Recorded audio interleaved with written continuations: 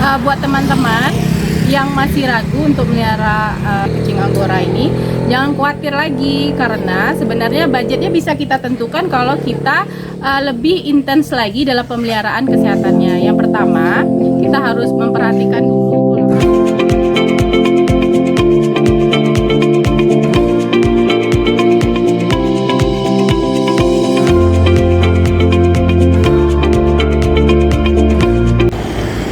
Assalamualaikum teman-teman setia YouTube kita. Kali ini kita mau ngadain Q&A tentang hewan peliharaan, yaitu kucing peranakan. Tapi jangan lupa buat subscribe, like, comment, and share sebanyak-banyaknya. Oke? Tadi mau ngadakan Q&A dengan calon dokter hewan kita, Bobby.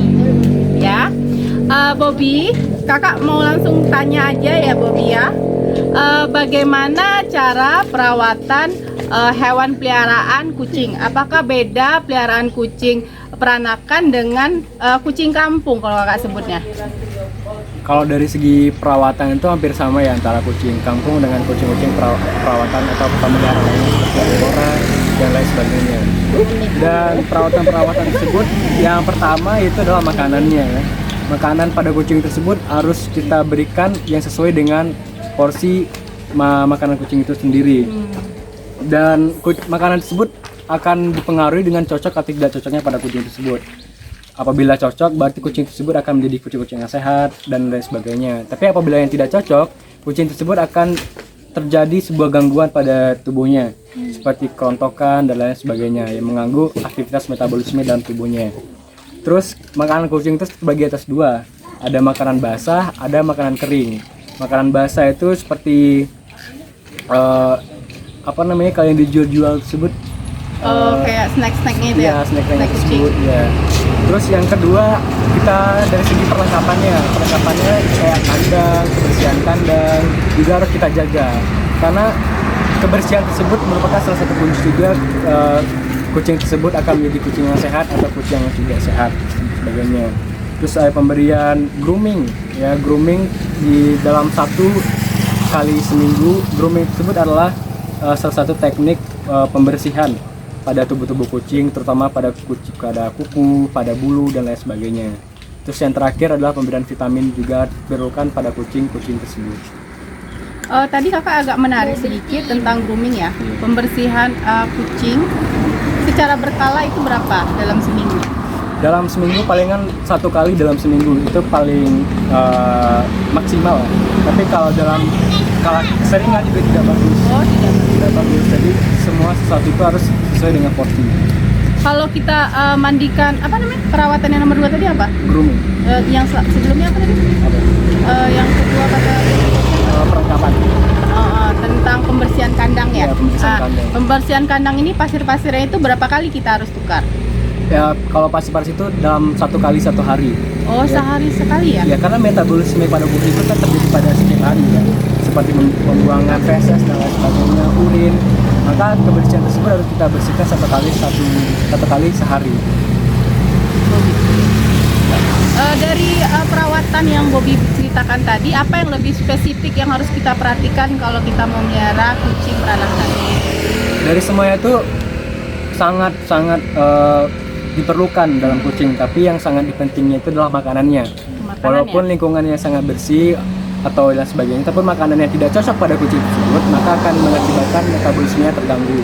Jadi makanan kucing tersebut harus cocok dengan kucing tersebut sehingga metabolismenya dapat terjaga.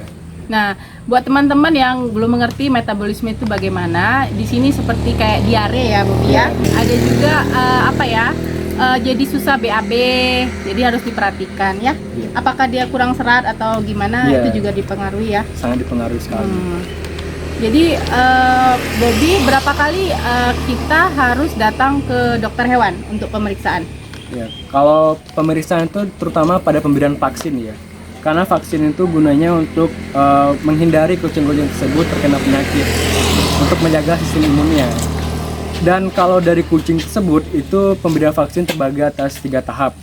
Tahap pertama dinamakan dengan tricat, yang mana tricat itu diberikan pada umur kucing pada 8-10 minggu. Yang mana pemberian vaksin tersebut itu fungsinya untuk melindungi kucing-kucing tersebut dari serangan virus seperti virus Felin Rickettsipalos, Felin Clavivirus. Itu pada tahap yang pertama. Sedangkan yang tahap kedua itu dinamakan dengan tetracet. Yang mana tetracet ini diberikan pada umur kucing sekitar 12 sampai 14 minggu. Yang mana pemberian vaksin pada tahap kedua itu hampir sama fungsinya untuk melindungi virus-virus yang tadi. Namun ada tambahan virus, ketahanan virus baru terhadap virus yang dinamakan dengan chlamydia. Dan apabila kita telah memberikan vaksin pada tahap kedua, itu kita berlanjut pada tahap yang ketiga, yang bernama Tahap terakhir ya? tahap terakhir itu adalah penanganan terhadap infeksi virus rabies. Jadi vaksin yang ketiga ini fungsinya untuk melindungi kucing-kucing tersebut terkena penyakit rabies. Dan pemberian vaksin ini itu pada umur 20 minggu. Jadi setelah kita memberikan 3 tahap vaksin ini, jadi pada tahun-tahun berikutnya itu pemberian vaksin itu cukup 1 tahun saja. Apabila kita telah memberikan 3 tahap vaksin ini pada usia yang dini ya.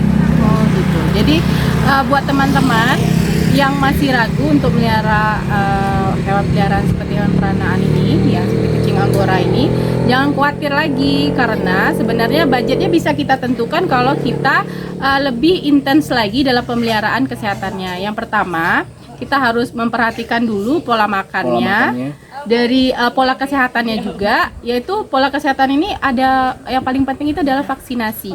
Dari umur 0 sampai dengan 20 minggu itu sangat penting ya. Sangat penting sekali. Ketika kita sudah memenuhi vaksinasi 3 tahap tadi, tentu saja kita hanya datang ke dokter hewan ini cukup setahun sekali aja minimal ya. Tapi kalau misalnya sakit yang lain tentu tetap harus kita datang juga ke dokter hewan ya. Baik, Bobi, pertanyaan selanjutnya, kakak ingin bertanya penyakit-penyakit apa sih yang sebenarnya yang sering terjadi dengan kucing peranakan? Kalau pada kucing peranakan penyakit-penyakit yang umum ya, terjadi pada kucing tersebut, terutama pada penyakit kulit, contohnya skabies. Dan seperti skabies itu dapat kita tangani dengan pemberian salep. Iya. Dengan apabila telah terjadi itu adalah pemberian salep. Salep khususnya, apalagi salep itu harus yang mengandung permektin khususnya, permektin dan bahan-bahan yang dapat kita gunakan untuk mencegah terjadinya skabies tersebut. Dan apabila untuk mencegahnya itu kita melakukan tahap grooming tadi. Karena tahap grooming itu kan proses pembersihan pada kucing tersebut. Pembersihan kuku, pembersihan bulu dan lain sebagainya. Itu untuk mencegah terjadinya skabies. Jadi dengan dilakukan cara grooming tadi, itu untuk mencegahnya. Terus ada juga penyakit dinamakan dengan cacingan ya. Kalau cacingan, kucing ada juga cacingan itu diakibatkan juga dengan pola makan yang tidak cocok tadi, mengakibatkan metabolisme yang terganggu. Itu kita dapat cara pengobatannya itu dengan berikan obat cacing ya. Obat cacing khususnya kalau yang umum itu namanya dengan Woromzol. Jadi kalau kita mengetahui kucing itu cacingan bagaimana? Kucing tersebut kalau kita mengetahui kucing tersebut cacingan ya otomatis lesu ya. Lesu ya? Lesu itu akan matanya gimana? Matanya itu seperti berair dan lain sebagainya. Oh iya. Yang kalau kita lihat kalau kucing kampung itu banyak tai-tai matanya ya, benar. Kotoran mata ya. Iya. Oh jadi itu salah satu tanda juga bahwa kucing tersebut cacingan atau penyakit-penyakit yang lainnya. Terus penyakit yang kata Bobi kalau misalnya kita pemberian makan yang lebih lagi itu akan menyebabkan apa kemarin? Diabetes ya? Iya, diabetes. Oh, diabetes. Salah satu penyakit lainnya adalah diabetes. Ya, sama seperti manusia, apabila kita makan dengan yang berlebihan, tidak baik, terutama dapat mengakibatkan naiknya gula darah di dalam tubuhnya. Sehingga pemberian pola makan tersebut itu harus diatur juga sesuai dengan porsi dan pola yang telah diatur, gitu kan. Dan pemberian pola tersebut harus sesuai dengan apabila tidak boleh sedikit dan tidak boleh terlalu banyak. Jadi harus sesuai dengan pola tersebut. Kalau penyakit seperti ringbok itu tadi yang kurap itu bisa juga terjangkit kepada kucing. Bisa. ringworm itu hampir sama dengan skabies tadi, penyakit yang terjadi pada paling sering ya. terjadi pada kulit. Bagaimana yang kita mengetahuinya itu, kan dia banyak bulu itu. Kita ketahui bahwa dia itu kena penyakit itu bagaimana? Apa tanda-tandanya? Tanda-tanda fisiknya itu yang pertama adalah bulunya menjadi rontok dan gitu. terjadi iritasi pada kulit-kulit tersebut, sehingga keluar darah, sehingga darah tersebut akan menjadi tumpukan kuman dan tubuhnya jamur seperti itu. Oh iya. Nah, pertanyaan terakhir ya Bobby. Boleh nggak Bobby ngasih tips Bobby bagaimana cara kita mengetahui hewan peliharaan kita itu sedang sakit? Kalau dari hewan itu, tanda hewan itu sakit atau tidaknya itu dapat kita lihat dengan jelas ya. Contohnya saja seperti kita apabila kita memberikan makan, nafsu makan dia menurun. Oh gitu. Itu salah satu tandanya juga. Jadi bukan karena patah hati ya kucingnya ya? Bukan. Oh bukan. iya. Tapi bisa jadi. Bisa jadi ya, nggak jadi apa ya? Ya, karena kan kucing itu kan hewan Ada yang juga punya perasaan, jomblo. punya perasaan juga kan kucing tersebut. Iya. Ya, terus kalau yang pertama tadi nafsu makannya kurang. Terus kalau yang kedua itu suhunya menjadi tinggi. Suhu badannya. Ada pemeriksaan termometer juga ya? Ada pemeriksaan termometer. Terus yang selanjutnya bulu-bulunya menjadi sedikit rontok, sehingga tidak, apabila kita hembuskan ke udara kita kepada bulunya, itu akan bulunya menjadi rontok. Salah satu tanda juga bahwa hewan tersebut dalam kondisi yang tidak sehat. Sebenarnya banyak lagi tanda-tanda yang dapat kita lihat maupun yang tidak kita lihat.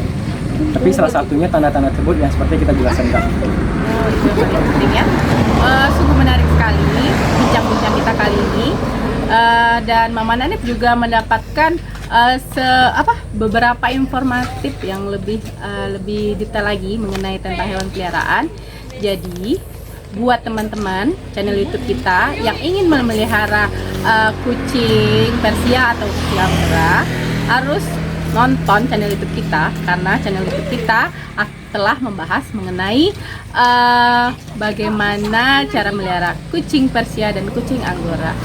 Dan sebelum kakak mau mengakhiri, mau mengucapkan terima kasih sama Bobby. Iya, karena Bobby udah mau meluangkan waktunya buat cerita-cerita tentang seputar tentang hewan ya.